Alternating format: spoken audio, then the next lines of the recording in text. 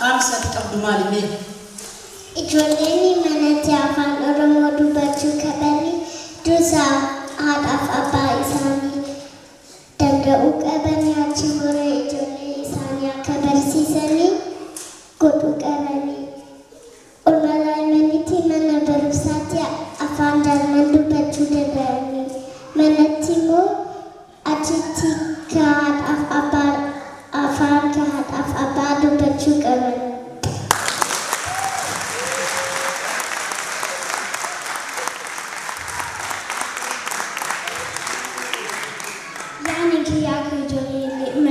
Manatti afaan Oromoo haasa'uu qabanii sirriitti danda'uu qabanii barreessuu dubbachuu fi sirriitti danda'uu qabanii haadhaaf abbaallee eeggifachuu qabanii yoo mana barumsaa jiranii oolmaa daa'immanii achitti illee afaan daa'immanii dubbachuu danda'anii.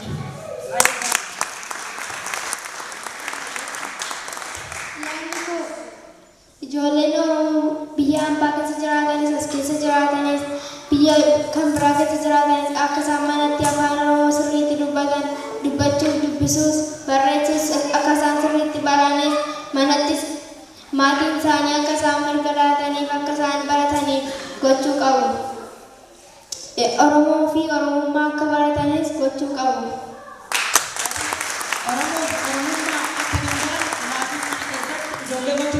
Baay'ee gaarii. Mee amartii haa ta'u. Yaaduu akkas ture akka ijoolleen haadhaaf abbaa fi obbolaa jiranii akka afaan Oromoo haasa'anii waldaantayyuu fi haroon nama Oromiyaadha argan isaanii wajjin yoo afaan Oromoo haasa'anii afaan Oromoo baay'ee barbaachisaadha. Haroo namni Oromiyaa deemuu fi haroo nama Oromiyaadha balbaluu isaanii afaan Oromoo wajjin haasa'uu qabu. Oolmaa daa'immanii fi mana barumsaatti Jarmanii haasa'uu danda'u. Haadhaaf abbaan afaan Oromoo barachuu qabu sirriitti akka ijoollee barsiisuu danda'anidha.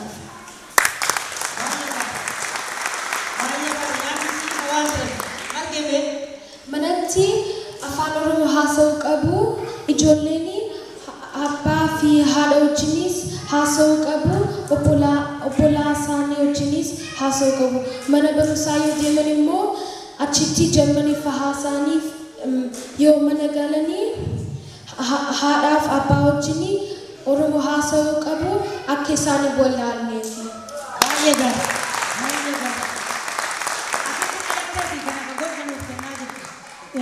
Oliiti.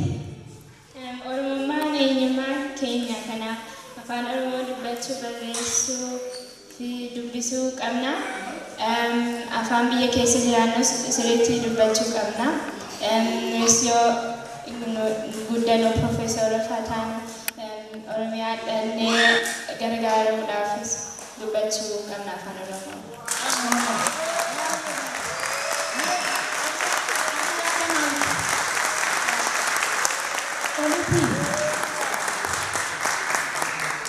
Guddatte maal ta'uu barbaadda? Ani fuulduratti barsiiftuu ta'uu barbaada. Achiirrattis Oromiyaa dhaqee piroojeektii hojjechuus barbaada, gargaaruus fedhii qaba.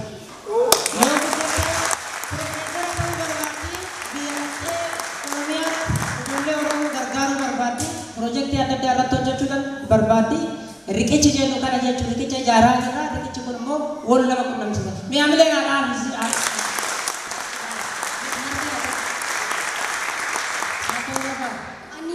Doktora ta'uu barbaada, nama gargaaruun barbaada, nama hundumaa fi gargaaruun barbaada.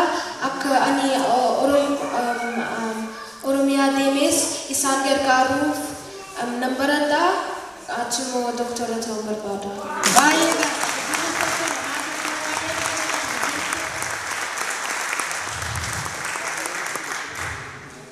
Anis doktora ta'uu barbaada kan Oromiyaa deemee achitti nama gargaaruu danda'uudhaaf.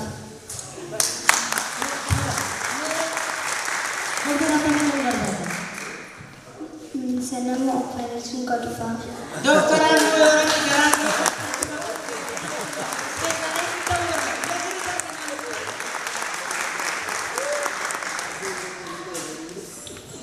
me mal to barbada yo guddat wot mal Ani yeroo guddaa engineering barbaada. Maali engineering ta'uu barbaada? Oromiyaa deemee biyya sirriitti hojjedhee mana hojjetamus waan hojjetamus karaa sirriitti hojjedhee biyyi sun akka boonuuf gochuu qaba.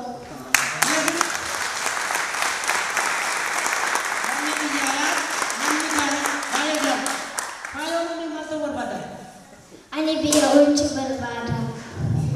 Biyya bulchuu barbaada?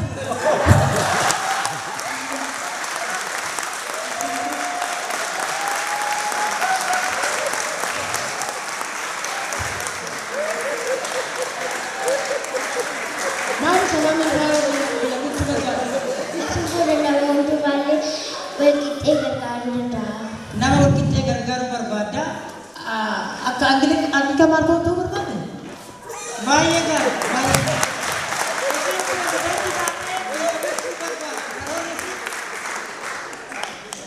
Osoo waan isin haasoftu asirratti argine yeroo qabaannee waan baay'eedha. Biyyatti dimookiraasiin hin jiru.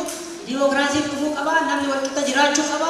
Kanaaf ani pirezidaantii ta'eeti biyya walqixxee dimookiraasii godhee bulchuu barbaada jettee hawwii isa kana kanaaf akkatti baay'ee bareeda. Mee biiftoon haa ta'u maal ta'u barbaada? Ani doktora ta'uu barbaada.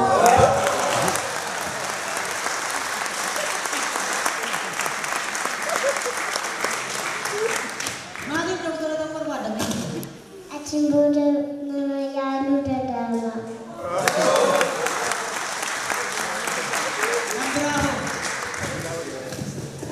Kamera sababa biraa. Tole, yoo sababa biraan jedhe hawwii keessan akka galma ga'u abdii qaba. Itti aansuudhaan immoo afaan Jarmaniin illee akka haasan barbaada. Namni gariin dhiyoo dhufe, gariin immoo asitti dhalate afaan Jarmanoo maaliif afaan Jarman qofaa barachuu qabanii afaan haadha abbaa dubbatan kana hin dagatanii barumsaan dadhaboo ta'anii jedhanii namni baay'ee yaadu. Barumsaan isaaniiti barumsaanillee ciccimoodha. Gaarii galmeessisu afaan maraa danda'u jechuudha. Ijoolleen haga afaan torbaa danda'uu danda'u. Kanaaf barsiisuu waan qabnuuf mee miiltoo afaan Jarmanii beeksisi. Ich heiße Melissa Kamadano Hiro. Ich bin in Oromia 5 geboren, bin 5 Jahre alt und gehe in den Kindergarten und bin jetzt in Deutschland.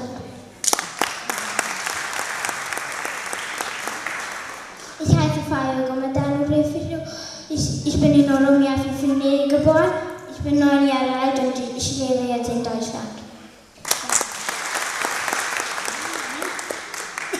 Ich heiße Lamine Mesayareta, ich komme aus Oromia, ich bin 10 Jahre alt und ich bin 4. Klasse.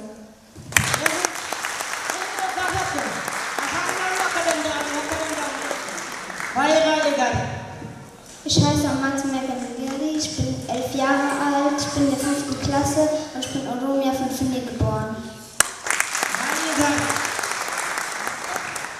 Mein Name ist Mirke Abdi, ich bin 11 Jahre alt, ich bin in der 5. Klasse, ich bin hier in Deutschland geboren, ich habe einen Bruder, er heißt Guto Abdi und er ist 9 Jahre alt.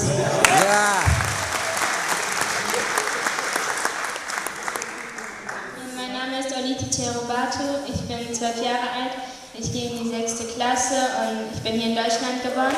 Ich habe eine Schwester, die heißt Armin Bato und sie ist 5 Jahre alt. Yaaduma afaan Oromootiin jedhan afaan Jarmaniin nu jedhan. Maaliif mirkaneeffachuu waan qabnu? Maal godhuu qaban ijoolleen Oromoo? Maatiin maal godhuu qaban? Isa duratti jedhe sana afaan Jarmaniin gabaabsa maaliif faranjiin illee kennu jedhu baay'eetu jira. Cinaan kun faranjii waan dhageenyeef akkasuma. Alle Kinder, also die aus Oromia kommen, die sollten erfahren Oromo mit ihren Eltern zu Hause sprechen, also in der Familie. Sie sollten lesen, sprechen und schreiben können. Und weil sie dann auch, wenn sie erwachsen sind, den Leuten in Oromia helfen können und dann auch mit den Leuten sprechen können und große Projekte machen können.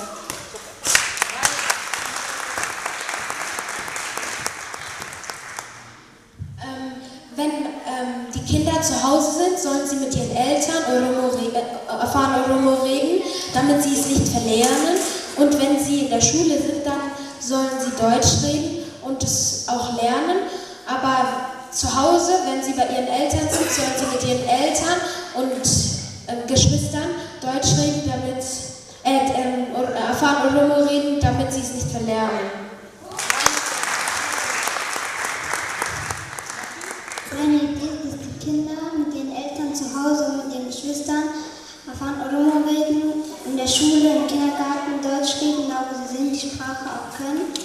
Aber erstmal die Sprache können. Die Eltern sollen erstmal Oromo lernen und danach den Kindern beibringen, damit die Kinder auch andere Leute beibringen können oder mit anderen sprechen können und Oromo helfen können.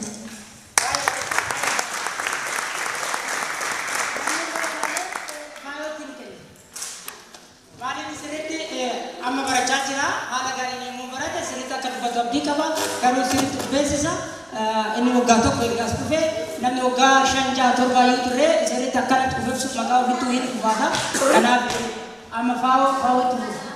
Meine Idee ist, dass die Kinder zu Hause auf Oromo richtig reden müssen, auch mit den Eltern, damit sie sich mit denen verstehen können und auch das richtig können. Sie müssen lesen, reden und zuhören auch den Eltern. Und wenn sie draußen sind, können sie auch Deutsch in der Schule und im Kindergarten oder mit den anderen Leuten, die Deutsch sind, reden.